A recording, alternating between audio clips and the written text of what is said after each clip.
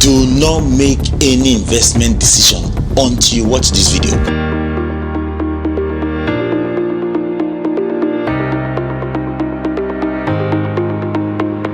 Hello guys, welcome back again. This is Chuka Nwachukwu, your investment advisor. Today we'll be talking about risk and return. All the English you've been speaking about investment and all that can only achieve two things. One, the risk components and the return. So today we'll be dissecting this and we'll be talking about what kind of risk, what risk does to your investment, and secondly, the return. So I'll have once again FAHAD ALIU here to help me in this conversation. FAHAD, thank you very much. Welcome back. How are you? It's always good to be here. Yeah. I'm doing very well. We're pushing it, the economy, The tariff war, it's been crazy. I saw one of your videos, your last video, where you discussed about it and the effect on the Nigerian economy. Yeah. But I believe as time goes on, we'll get it right as a country and we'll figure it out. Exactly. And that's why one of the reasons why I did that video is because a lot of people will feel, oh, tariff has nothing to do with us. After all, what are we producing? What are we exporting? But again, the number one component or major export, which is oil, is being affected. And that's why oil price is crashing. So like I said in my intro, we talked about investment, but there are two fundamental factors that affect investment. One is risk, yes, and the second is return. So can you dissect what these two component means for our viewers? Thank you very much, Chuka. Once again, hello everybody. It's always good to be here with Chuka to give you analysis on investment and how to go about it. So going to the question, talking about risk and return, there is a relationship that exists between these two, but let's first start by dissecting each individually. Right? Risk is the possibility of you losing your money. In layman terms, the possibility that the money you're going to invest in a certain investment is going to be gone. And while returns is the expectation, the amount you're expecting as your interest or your growth on your investment, right? That's where return comes in. So what are the relationship that exists between risk and return? Now, it is a general rule of thumb that the higher the risk on a certain investment, the higher the expected return.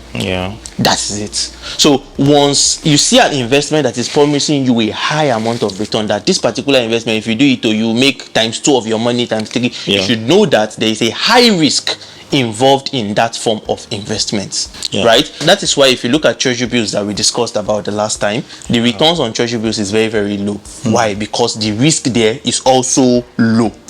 So for example, if you want to give me money and I am credit worthy, right, you won't charge me too much for it. Compared to somebody that this person is not really credit worthy, you would rather borrow Dangote money than borrow me money, because Dangote will definitely have the capacity to to return your money to you. So that is the layman explanation on risk and returns. Thank you. Thank you. And that's why there was one of the videos I made where we talked about investments by those in 20s, 30s, or 40s. And I recall that I said in that video that when you are 20, your ability to take more risk is there. Because in quote now, you really don't have anything to lose. That is why at that stage, if you get it right, your return will be huge. Because like you rightly mentioned, the more risk, the more return. Now, so what kind of risk can one possibly face in terms of investment? Thank you very much. So there are various risks that comes with investment. Number one is market risk, right? The value of your investment can depreciate over time depending on market events. The value can increase. You might probably buy an investment, maybe you enter that investment at let's say 19 naira, and as time goes on, there is a depreciation in the value of that market, and your investment now falls down from 19 naira to 18 naira, right? So that way you have lost 10 naira on an investment that you made, right? Exactly. So that is in terms of market risk. We also have credit risk. This happens mostly on borrowings, whereby you buy treasury bills or bonds, right? And the issuer of that treasury bills refuses to pay back your money, right? That is where credit risk comes in. So you invest in something and you're unable to take out your money back. Right, that is the credit. So we also have inflation risk, whereby you invest it at a certain percentage, then inflation goes ahead to be higher than that percentage. I believe there are videos on it that you've done. We've done video on inflation. So inflation risk is also there. Then we also have liquidity risk. Oh, of course. Most times this happens with real estate, right?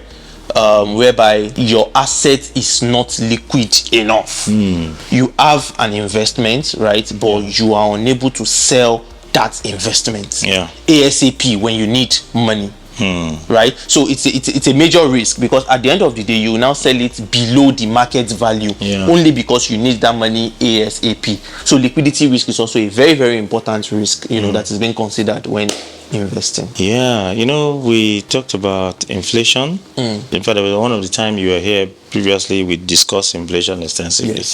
And we said that inflation is number one enemy of every investment. Number one. But how do you checkmate risk in investment? Thank you very much. So we've been talking about risk, but is there a way we can avoid it? There is no investment that is risk-free. Exactly. The only investment that is risk-free is cash, whereby you hold your money cash like this. Zero risk, zero returns. But there's risk now. I mean, if you get robbed. Another angle. So you can't totally say. So you see, there's nothing like there is no risk, rather. Do you understand? There will always be risk on any kind of investment that you do. Do you understand? So, but there are ways by which financial experts try to manage this risk, right? There are ways whereby we try to ensure that even when this risk, this fear of ours come through, we have something that is covering us, like a backup. Like Do you understand? Like a shield. Thank you very much. Number one way to avoid risk is portfolio diversification. If I start talking about portfolio diversification from now till, we can talk about it for the whole day, right? So I'm hoping we would have another video. So we will, because I know it's a wide topic. Yes, it is. And then I want us to to do justice to it. So we're going to have that as a separate video. So now when you talk, people are lucky to have Chuka. People are lucky to have Chuka. The fact that he keeps giving you this, breakdowns and everything, you people are so lucky to have it. So now, when you talk about the risk, and then the higher the risk, the higher the return. And you see, like you rightly mentioned earlier, there's no investment without risk. Even though there are some that the risk is not as much. For example, treasury bills and bonds. I mean, when a government default is probably when the country ceases to exist. One of the reasons why, with all the problems in quote now we have in Nigeria, foreign investors continue to come because the government itself, the outlook, were credit worthy. And then the return on investment is high. And often enough time people say, look, why are these foreign investors coming with all the insecurity in Nigeria? The truth is, what they get here in terms of return on their investment, they can't get it anywhere in the world, and that is why they continue to come. For me, I think that one of the reasons why people prefer, let me put it this way, people prefer fixed income product, treasury bills and bonds to shares, equity, is the fact that for fixed income the risk is minimal, right? But for equity, I mean, once your capital is lost, you're gone. And that's why I think that you should be more of not investing in shares but trade in shares. They're two different things, right? So because when you're a trader, you take opportunity. Exactly. When you're a trader, you have a stop loss gap, you have a take profit side. So ways to manage exactly. So when a shares, for example, a share of a company you bought at 8 naira and gets to 15 naira, many times some of these people will say, look, you know what, it's going up, it probably will get to like 30. Then boom, it crashes. Yeah. So I mean, advice for those who invest in shares: be more of a trader than an investor. You know, that's as the case may be. Yes. Yeah. Also, in addition to the portfolio diversification, another way to manage risk is asset allocation. Okay. Right, whereby you allocate your asset depending on the risk, right, of that investment. So you can say, okay, let's assume I have 1 million naira to invest, right? I'll say, okay, 500,000 out of this I'll put it in low risk investments. 300,000 out of this I'll put it in medium risk investments. The remaining 200,000 I'll put it in low risk investment. So you allocate your asset depending on your risk appetite. So this is also something that will be fully discussed when we're talking. It's also a part of portfolio diversification, right? Then also another thing that you can do is to hedge. You can hedge your investment using financial derivatives, right, such as futures, buying forwards, options, and so on. So there are also, you know, ways by which you can hedge your investment to ensure that, okay, I'm not losing money, I've covered myself, I've protected myself. And lastly, portfolio rebalancing, right? You need to always check up on your portfolio. You can't just invest and leave it like that. You always have to like go back, check, how is my investment doing? What do I need to do? The company that I invested in, how are they doing? The country that I invested in, how is the economy doing? You have to check, okay, is it time for me to exit? Is it time for me to buy more? Is it time for me to do more of this investment? Is it time for me to do this or that? So you have to be regularly checking your investment. I think that's the problem that most of our mothers and fathers did then when they bought bank shares. You know, they just bought it. They bought it in our names. They bought it in and then forget about it. And they forgot about it. And by the time we grew up and we went back to check how the shares are doing, they were not doing well. You know, they lost the money. So when the market information is coming in, they don't see it. Do you understand? So that's another very important and then that's, you know, that also has to do with information. Yes. Because I mean, number one ingredient of investment is information. Yes. You know, you have to keep reading, know what is going on within your space. You know, as a junior trader, when I was on the fixed income, moved from FX to fixed income, one of my treasurer then used to say, he said, look, Chuka, the thing is, let me explain the dynamics of trading for you. For fixed income, market opens at 10 and closes at 2, right? And that's about 4 hours, right? And then he says, look, you know what? You sit down 4 hours trading, but when you're done trading, you read for 18 hours because you need information.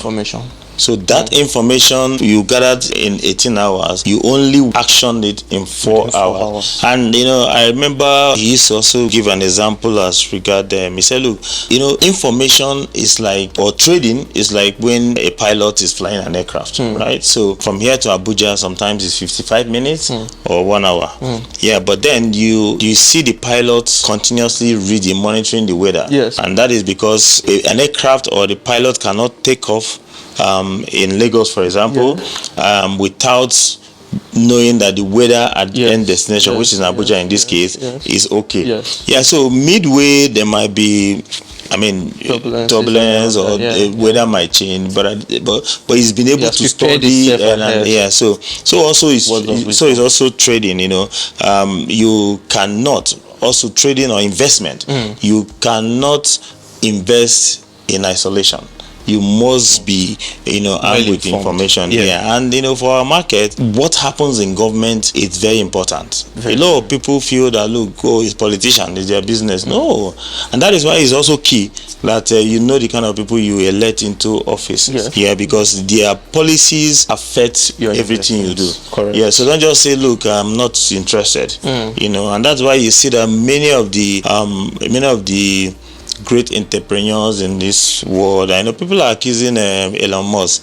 Elon Musk is not interested in America. He's simply trying to protect. He's a businessman. Exactly. And so because he knows that once the economy is stable, his business will flourish. So FAHAD, I want to thank you once again for coming around. We must come back.